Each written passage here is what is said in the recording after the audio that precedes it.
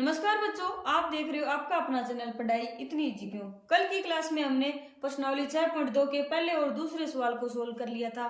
चलिए स्टार्ट करते हैं अपनी क्लास को तीसरे सवाल के साथ। आकृति में यदि एल एम समांतर है सी बी के और एल एन समांतर है सी डी के, तो सिद्ध क्या करना है। A M upon A B बराबर A N upon A D.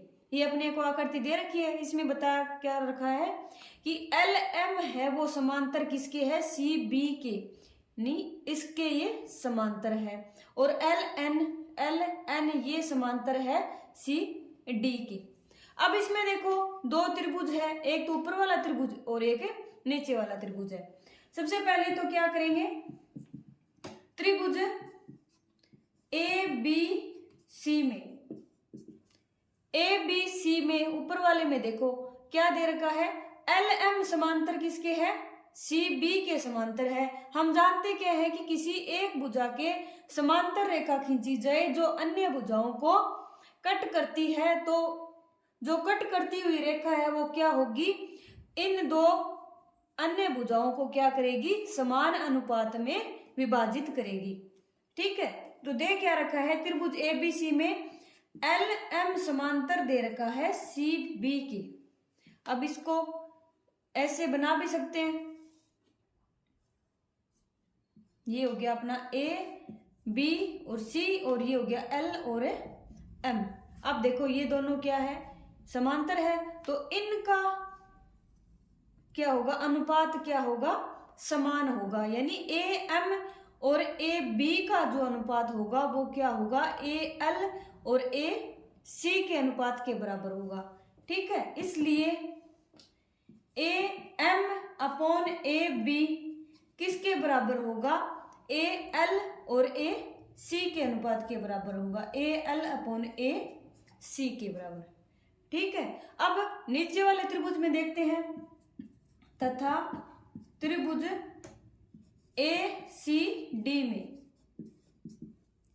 इस त्रिभुज में देखते हैं ये त्रिभुज बनेगा कैसे, ऐसे बनेगा ये, और एक ये समांतर रेखा है ए सी और डी, और ये क्या है, एल और एन।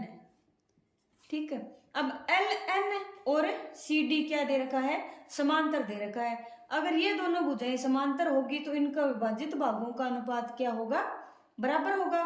त्रिभुज ए सी डी में क्या दे रखा है, एल एन समांतर है सी डी के, इसलिए क्या होगा, ए एल अपॉन में ए सी का जो अनुपात होगा वो किसके बराबर होगा, ए एन अपॉन में, ये पूरी रख दो, ए एन अपॉन में ए डी हो गया। अब ये तो होगी अपनी समीकरण नंबर 1 मान लो, और ये समीकरण नंबर 2 मान लेते हैं, 1 और ये 2। अब इनमें देखो दोनों में क्या है, A M upon A B और ए एल अपॉन ए सी, और इसमें भी क्या है, ए एल अपॉन ए सी, यानी तीनों क्या होंगे, बराबर होंगे। समीकरण 1 व 2 से क्या होगा, ए एम अपॉन में ए बी बराबर ए एल अपॉन में ए सी, और ए एल अपॉन ए सी किसके बराबर है, ए एन अपॉन में ए डी के बराबर है। अब ये तीनों बराबर है तो पहला दूसरे के बराबर है, दूसरा तीसरे के बराबर है, तो क्या होगा, पहला और तीसरा बराबर होगा, इसलिए ए एम अपॉन में ए बी बराबर किसके होगा, ए एन अपॉन में ए डी के बराबर होगा। यही अपने को क्या करना था, सिद्ध करना था कि यानी ए एम का और ए बी का अनुपात है वो ए एन और ए डी के अनुपात के बराबर होगा। ठीक है, चौथा सवाल, आकृति में डी ई समांतर है ए सी के और डी एफ समांतर किसके है, ए ई के, तो सिद्ध क्या करना है, B F upon F E और बराबर में बी ई अपॉन में ई सी को बराबर सिद्ध करना है। दिया क्या है, डी ई यानी डी और ई, ये तो समांतर किसके है, ए सी के समांतर, ये और ये समांतर है, और डी एफ और ए ई समांतर दे रखा है, तो सिद्ध क्या करना है, B F upon F E, B F upon में एफ ई का अनुपात और बी ई अपॉन में ई बी सी का अनुपात को बराबर बताना है। ठीक है, इसमें देखो समांतर कितनी रेखाएं हैं, दो दे रखी है, एक तो ये और ये समांतर है, एक तो ये जोड़ा है और एक ये और ये जोड़ा है। तो इनको क्या करेंगे, अलग अलग त्रिभुज के रूप में लिख लेंगे और क्वेश्चन अपना सोल्व हो जाएगा। सबसे पहले तो क्या करेंगे, डी ई और ए सी, डी ई और ए सी ये समांतर है किस त्रिभुज में, ये बड़े वाला जो त्रिभुज है इसके ये क्या है, इसमें ये समांतर रेखाएं हैं। तो त्रिभुज क्या लेंगे, ए बी सी को ले लेंगे, ए बी और सी को ले लेंगे। ए बी और सी में क्या दे रखा है, डी ई समांतर किसके है, ए सी के। अब इसको अलग लिखेंगे, ये बन गया अपना ए बी और सी, और समांतर क्या दे रखा है, डी और ई। इनको हटा देंगे तो ये त्रिभुज बन गया अपना।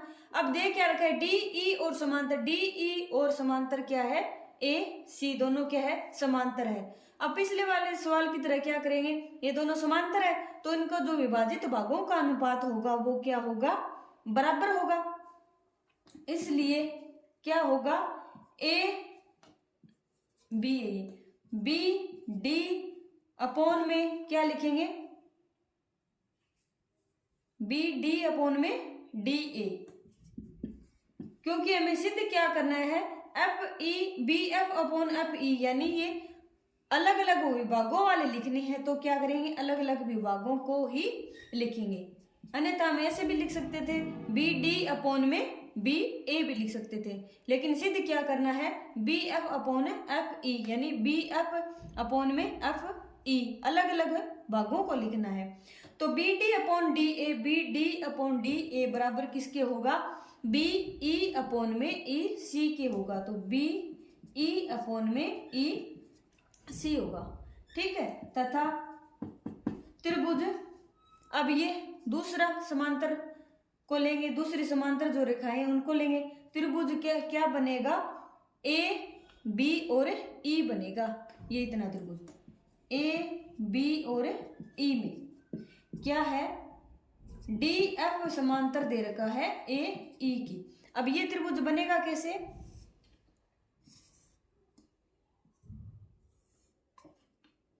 ये बन गया अपना, ये यहां तक, इसको हम मिटो देंगे तो ये इतना त्रिभुज बनेगा, ये और ये सेम ही है, ठीक है। तो ए बी और ई, और ये क्या है, डी और ये एफ है। अब इसमें क्या होगा फिर, इसलिए समांतर है तो वही पहले वाला करेंगे।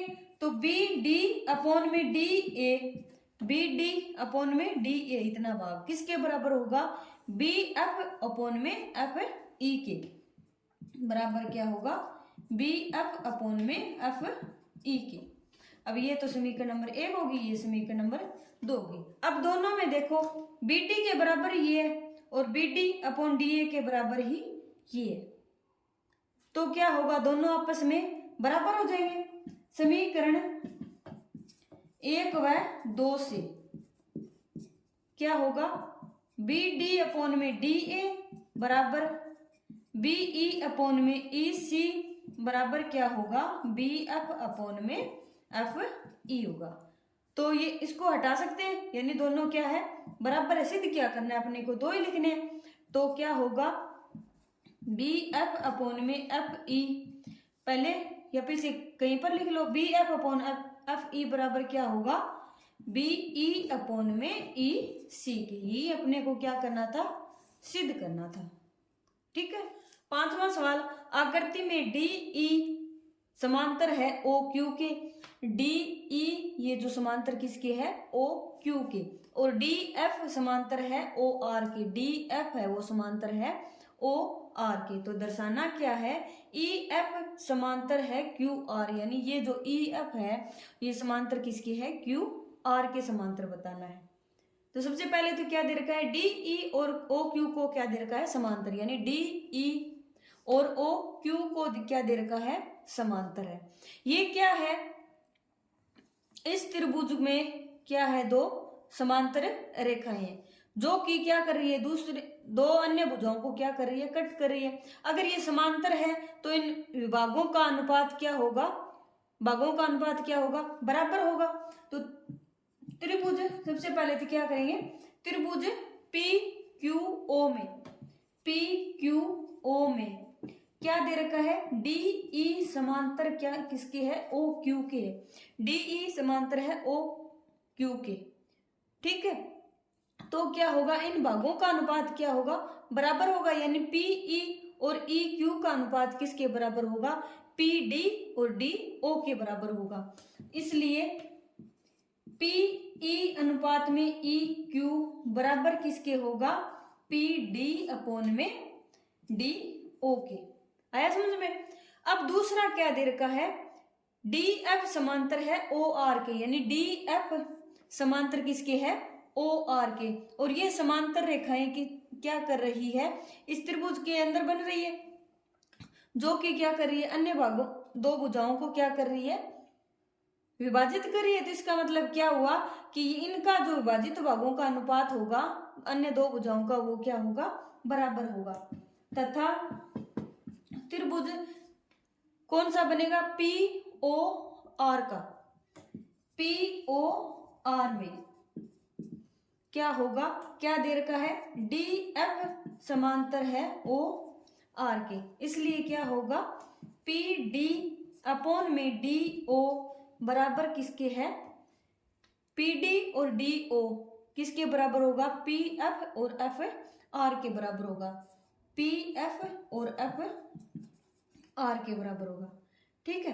अब देखो इन दोनों से क्या है, पी डी और डी ओ, पी डी और डी ओ, समीकरण 1 और समीकरण नंबर 2। तो समीकरण 1 व 2 से क्या हो जाएगा, पी डी और डी ओ का मान दोनों में क्या हो जाएगा, फिर सेम हो जाएगा, यानी पी डी और डी ओ का मान इसमें रख देंगे तो ये दोनों क्या हो जाएंगे, बराबर हो जाएंगे। तो समीकरण 1 व 2 से क्या होगा, पी ई अपॉन में ई क्यू है, ये पी डी और डी ओ का मान क्या है, पी एफ अपॉन में एफ आर है, ठीक है। पी ई अपॉन में ई क्यू और पी एफ अपॉन में एफ आर। अब देखो ये जो अपने बड़े वाला त्रिभुज बन रहा है, ये और ये क्या है, एक रेखा है जो ई और एफ है, और ये क्या है, पी क्यू और आर। इसमें क्या है, पी ई और ई क्यू इनका अनुपात किसके बराबर है, पी एफ और एफ आर के बराबर है, यानी विभाजित भागों का क्या है, अनुपात बराबर आ रहा है। इसका मतलब क्या हुआ कि ये जो रेखाएं हैं ये क्या होंगी, समांतर होंगी अगर विभाजित भागों का अनुपात बराबर है, ठीक है। क्योंकि हम जानते हैं कि यदि कोई रेखा किसी त्रिभुज की दो भुजाओं को समान अनुपात में विभाजित करती है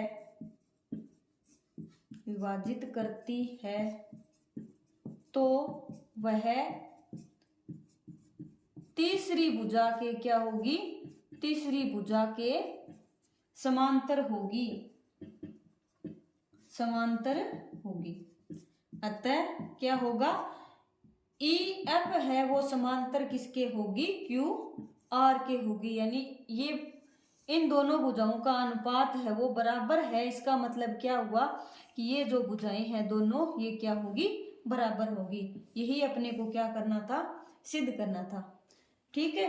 आज के लिए इतना ही। आज हमने तीसरे, चौथे और पांचवें सवाल को सोल्व किया। कल की क्लास में हम इसके आगे के क्वेश्चन को सोल्व करेंगे। आज की क्लास आपको कैसी लगी कमेंट करके जरूर बताइए। अगर पसंद आई हो तो चैनल को लाइक शेयर एंड सब्सक्राइब करें। तब तक के लिए पढ़ते रहिए, बढ़ते रहिए और पढ़ाई को इजी बनाते रहिए। मिलते हैं नेक्स्ट क्लास में नेक्स्ट क्वेश्चन के साथ।